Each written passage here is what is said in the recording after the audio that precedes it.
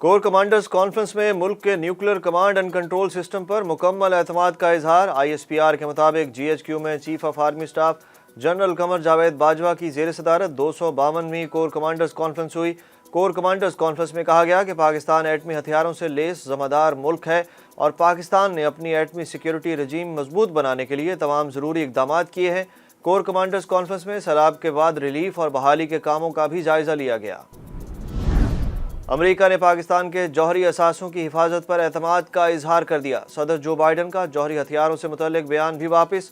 अमरीकी महकमा खारजा का कहना है कि पाकिस्तान के एटमी असासों की सिक्योरिटी से मुतमईन है। पाकिस्तान के साथ दो तरफा ताल्लुकात को अहमियत देते हैं। पाकिस्तान आलमी बरादरी से अपने मुआहदे पूरे कर रहा है। जो बाइडन के बयान पर पाकिस्तान ने अमरीकी सफीर को तलब करके एहतजाज किया था। भारतीय क्रिकेट बोर्ड की हठधर्मी बरकरार। एशिया कप के लिए पाकिस्तान आने से इनकार कर दिया।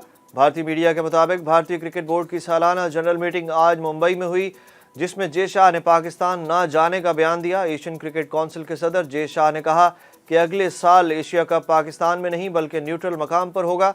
पाकिस्तान जाकर खेलने का फैसला भारतीय हुकूमत करती है।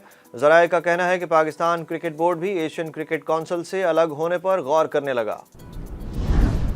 इलेक्शन कमीशन का कराची में बल्दियाती इंतखाबात एक बार फिर मुलतवी करने का फैसला। बल्दियाती इलेक्शन गैर मुअय्यना मुद्दत के लिए मुलतवी कर दिए गए।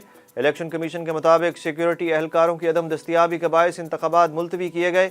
इलेक्शन कमीशन ने कहा कि वोटर्स का तहफ़्फ़ुज़ अव्वलीन तरजीह है। 15 रोज़ बाद दोबारा कानून नाफिज करने वाले इदारों से फीडबैक लिया जाएगा। जमात इस्लामी का इलेक्शन कमीशन का फैसला चैलेंज करने का ऐलान। वज़ीर आज़म शहबाज शरीफ से MQM वफ़द की मुलाकात। तहफ़्फ़ुज़ात का इजहार कर दिया। मुतालबात पेश करते हुए हुकूमत के साथ मुआहदे भी याद कराए। वफ़द में गवर्नर सिंध कामरान टिसौरी और खालिद मकबूल सदीकी भी शामिल थे। वज़ीर आज़म ने इत्तेहादियों को तहफ़्फ़ुज़ात दूर करने की यकीन दहानी करा दी।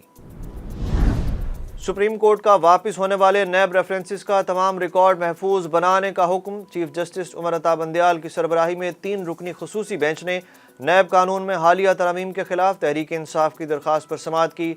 अदालत ने रिमार्क्स दिए कि तमाम रिकॉर्ड को डिजिटलाइज भी किया जाए। सुप्रीम कोर्ट ने वापस हुए तमाम रेफरेंस की तफसीलात भी तलब कर लीं। सुप्रीम कोर्ट ने शाहजेब कत्ल केस के मरकजी मुलजिम शाहरुख जतोई समेत तमाम मुल्ज़मान को बरी कर दिया। जस्टिस एजाजुल एहसन की सरबराही में सुप्रीम कोर्ट के 3 रुकनी बेंच ने केस की समाअत की। मुलजिम के वकील लतीफ़ खोसा ने कहा कि फ्रीकैन का पहले ही राजीनामा हो चुका है। मुल्ज़मान का दहशत फैलाने का कोई इरादा नहीं था।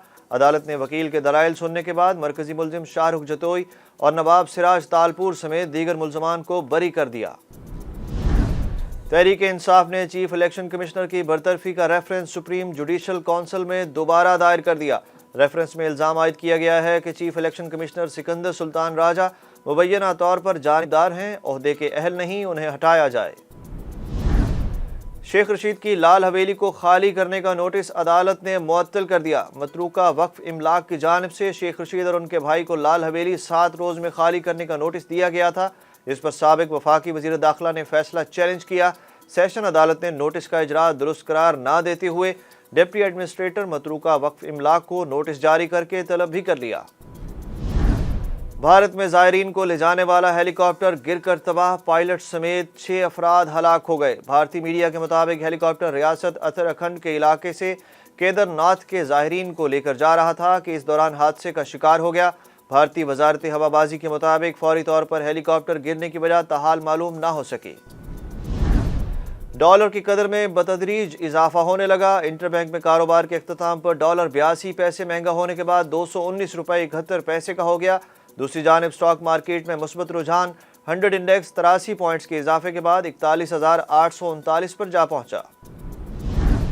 और T20 वर्ल्ड कप का क्वालिफाइंग राउंड श्रीलंका ने UAE को 79 रन से हराकर सुपर 12 में जगह बना ली। जबकि आज इवेंट के पहले मैच में नीदरलैंड्स ने दिलचस्प मुकाबले के बाद नमीबिया को 5 विकेटों से हरा दिया।